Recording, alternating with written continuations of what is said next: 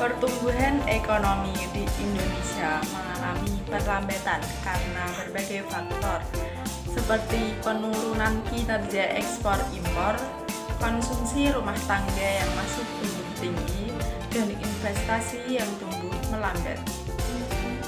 Menurut Lembaga Penelitian Ekonomi Center of Report on Economy yang memprediksi bahwa pertumbuhan ekonomi di Indonesia berada pada kisaran -2%.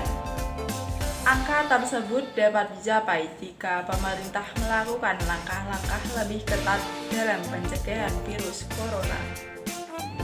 Menurut Menteri Keuangan Sri Mulyani menyebutkan bahwa ekonomi Indonesia bisa hanya tumbuh 2,5% atau bahkan 0% jika pandemi corona di Indonesia tak segera diatasi. Dengan adanya pandemi corona, pertumbuhan ekonomi Indonesia pasti di bawah 5%. Kondisi ekonomi yang terburuk dengan harga minyak dan gas yang turun di kisaran 30 per barel.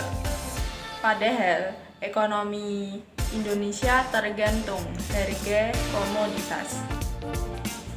Pertumbuhan ekonomi juga berdampak pada ketidakpastian yang sangat tinggi dan menurunkan kinerja pasar keuangan global.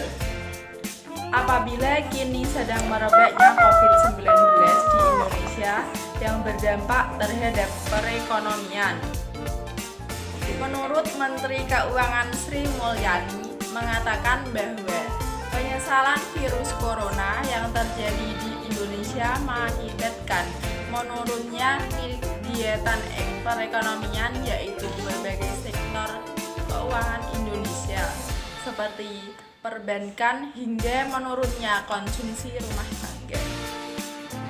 Pada sektor konsumsi rumah tangga terjadi ancaman pendapatan masyarakat karena tidak dapat bekerja untuk memenuhi kebutuhan hidup, terutama rumah tangga miskin yang rentan serta sektor informal.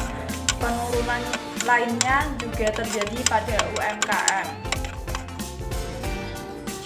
Perekonomian juga berdampak pada sektor korporasi dan sektor keuangan lainnya.